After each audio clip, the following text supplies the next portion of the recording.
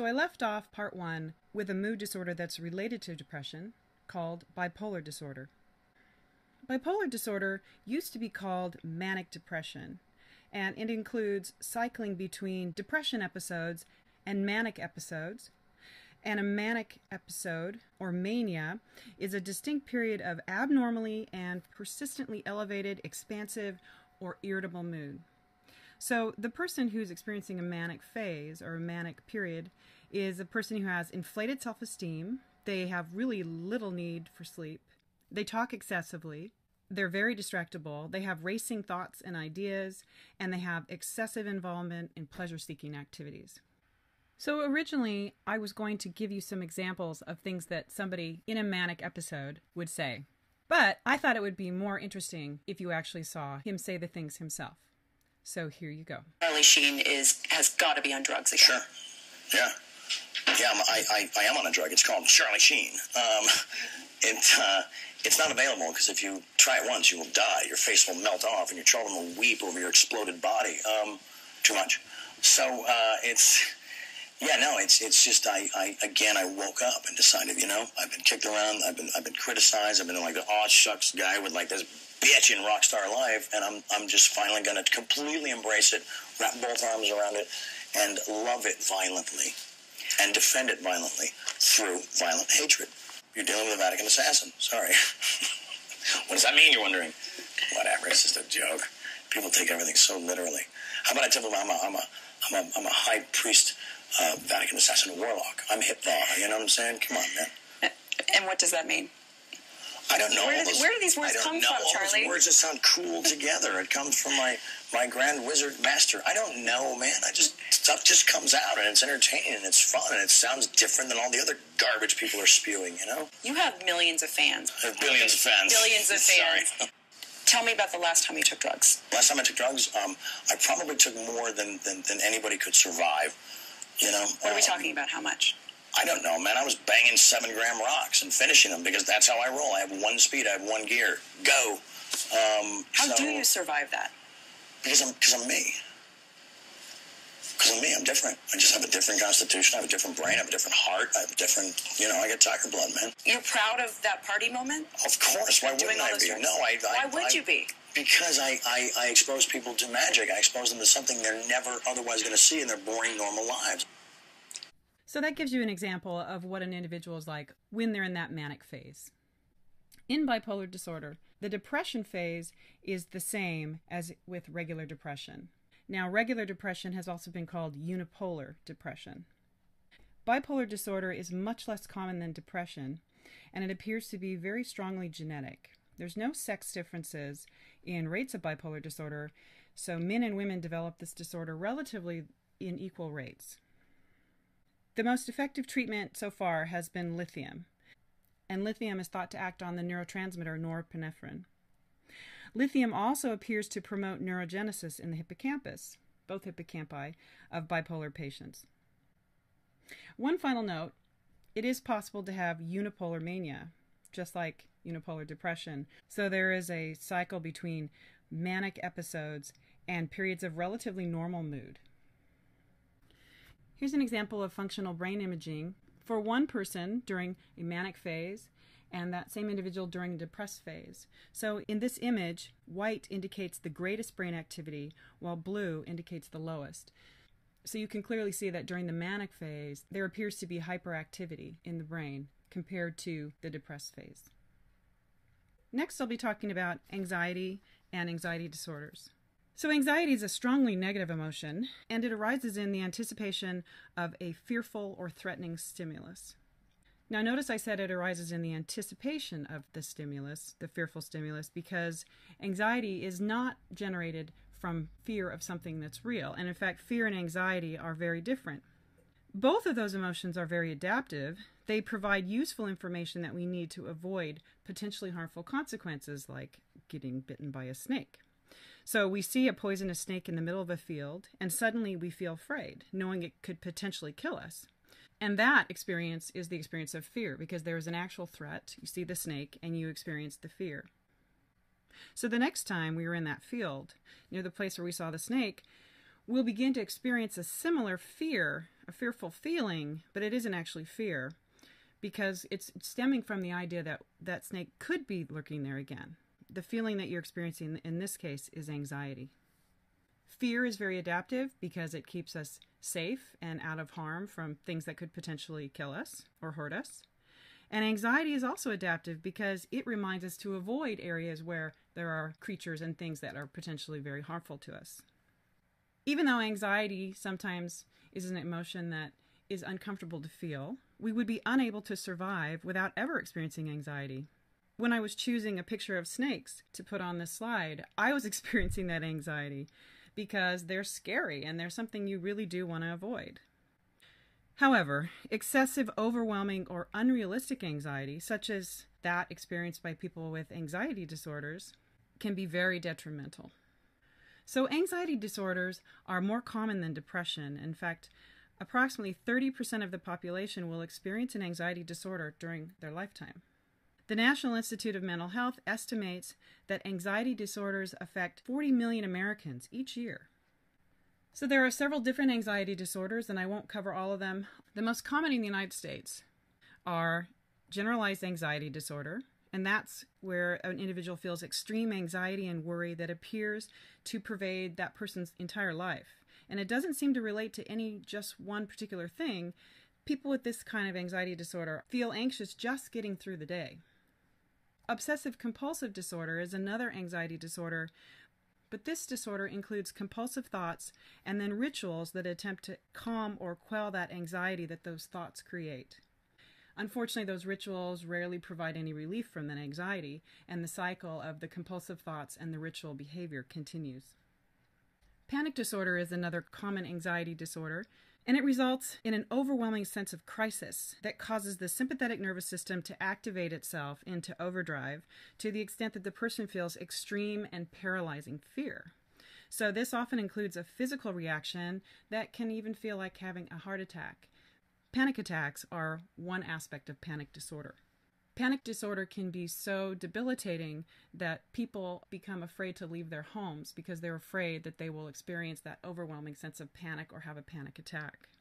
Social anxiety disorder, or social phobia, is a strong fear of being judged by other people and feelings of embarrassment, or the potential that you will feel very embarrassed by judgment of other people. This anxiety is experienced not just when you're in a social situation, but when you think about a social situation, often for days or weeks before you're even in that situation. So this is another disorder that is often so severe, it prevents people from doing their regular activities of going to school or work or socializing. The last anxiety disorder that I'll talk about is post-traumatic stress disorder. And that is extreme anxiety that stems directly from the experience of a physical or emotional trauma. Now, who ends up suffering from anxiety disorders? Well, there appears to be a strong link to the genes. Although it's not specific for each of the disorders, this predisposition is for experiencing an anxiety disorder in general, rather than one of those specific subtypes. And families who have a stronger predisposition for these disorders are the same families who are predisposed to developing depression. Anxiety and depression are correlated, and they may share similar underlying genetics. Although anxiety and depression don't always occur together, and they don't always occur to the same extent. There are sex differences in anxiety disorders. Women are diagnosed with anxiety disorders more often than men for all of the anxiety disorders except for social anxiety or social phobia. For social anxiety disorder, men and women have similar rates of the disorder. So how does anxiety happen? Well, fear and anxiety are two different things, as I mentioned. And fear is an emotional response to an actual threat or danger in the environment. Anxiety, on the other hand, is an emotional response to the anticipation of danger or threat. Robert Sapolsky argues that most things we become anxious about, other than things that are innate, like falling or snakes or spiders or being suffocated, are learned.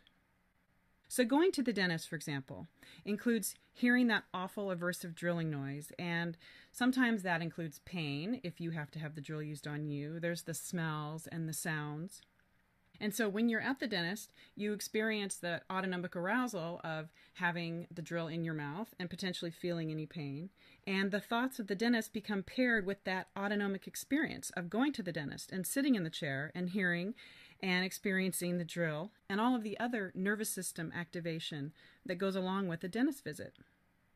So you leave the dentist, but the next time you think of the dentist, this learned association creates this feeling of discomfort or anxiety, including all that sympathetic nervous system arousal that you experienced while you were there. And whenever the subject of the dentist is brought up, you experience those feelings, those autonomic nervous system responses, and that anticipation of that discomfort. It's no wonder that there's an urban legend that dentists have the highest suicide rate of professionals when just thinking about them makes a person feel bad. Anxiety disorders are a result of cognitive distortion. So they're similar to depression in that sense. It's the idea that a situation or an object is far more dangerous or threatening than it really is. The danger or threat becomes grossly overestimated, and even when the person is cognitively aware that their thinking on this is distorted, they still can't stop that feeling, that dread feeling of anxiety. So what is the cause of anxiety disorders? Everyone experiences anxiety, but why is anxiety more manageable for some and not others? So anxiety and a predisposition to experiencing anxiety disorders may be related to activity in the GABA receptors.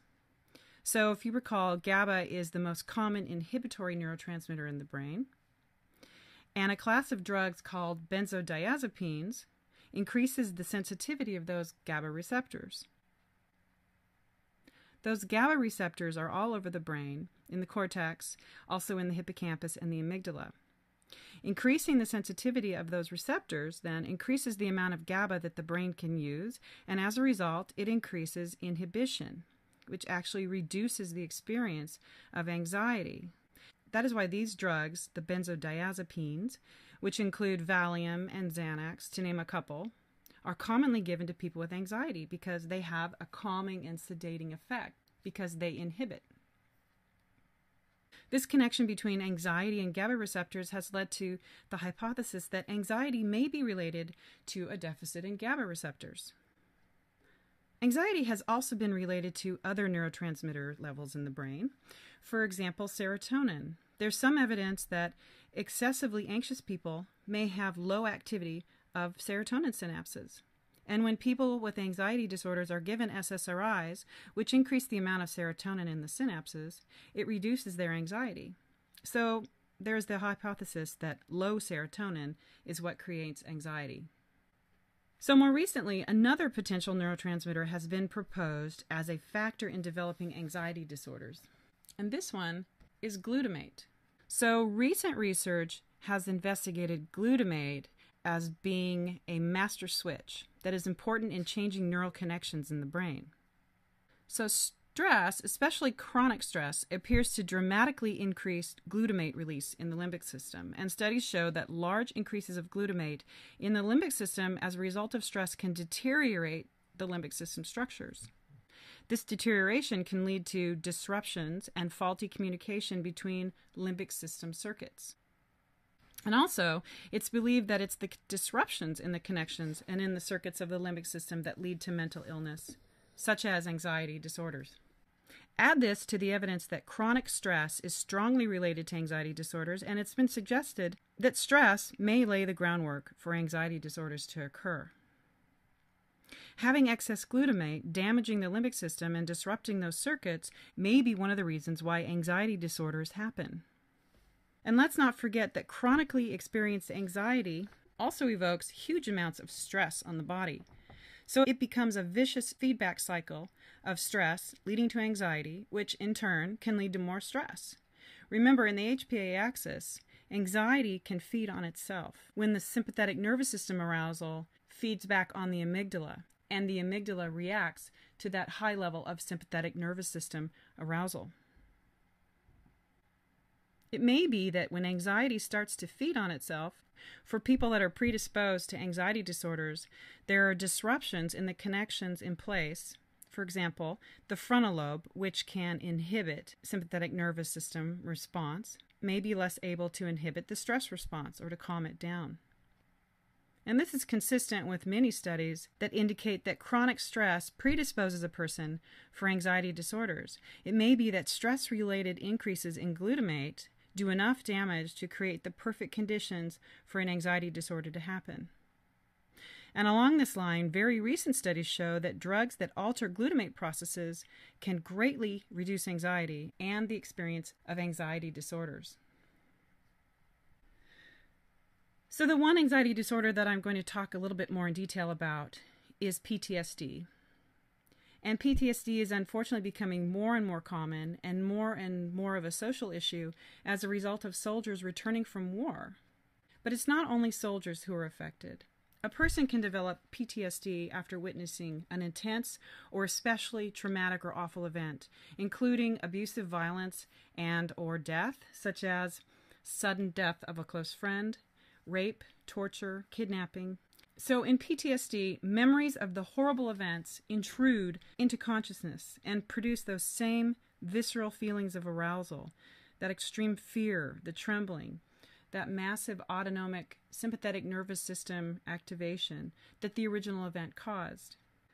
These memories are cued during stressful situations and even by harmless stimuli in the environment that sound similar or look similar or smell similar to those conditions involved in the traumatic event. And as a result, a person with PTSD eventually becomes hypervigilant, ever watchful, and easily fearful.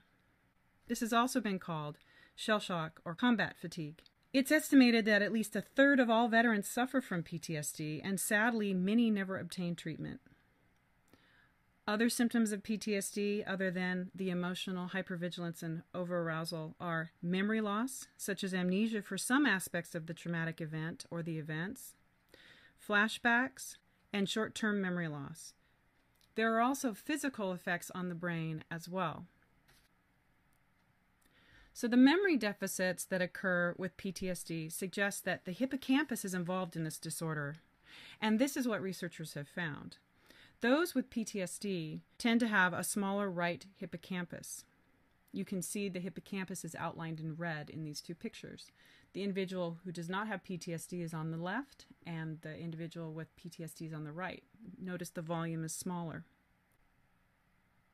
In addition to these volume differences, it's also apparent from studies that the activation of the hippocampus in response to stimuli that are fearful, like fearful faces, is also different for PTSD sufferers.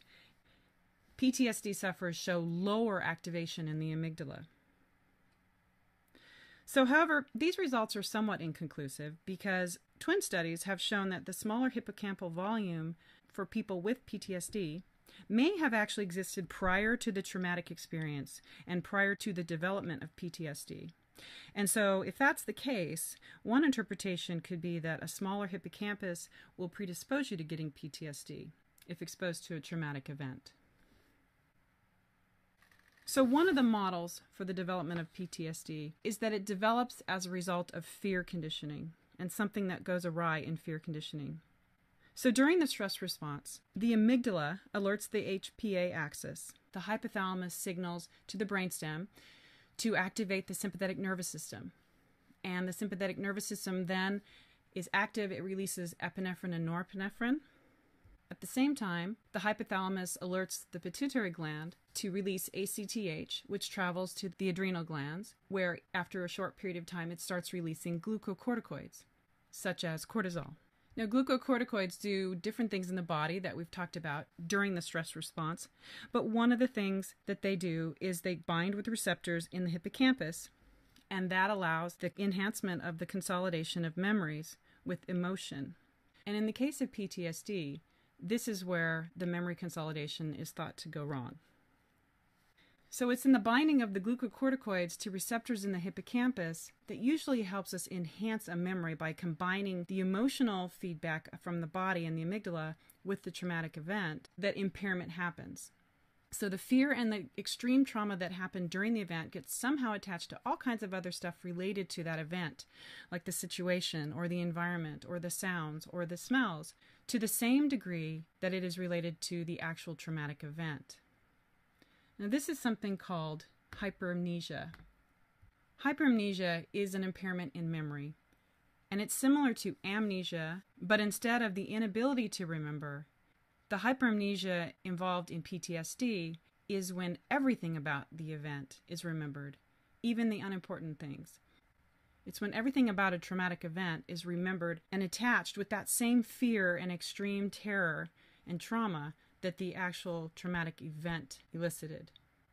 So recent research has indicated that the use of beta blockers and other medications that reduce that bodily arousal, that autonomic nervous system activity, within a few hours after a traumatic event, show promise in reducing the potential of developing PTSD. So somehow blocking the stress response, blocking the sympathetic nervous system, allows the amygdala and the hippocampus to properly combine the emotional significance of the traumatic event without including all of the irrelevant details that are usually included in PTSD and that elicit extreme emotional reactions, fear, terror, whenever anything cues those details.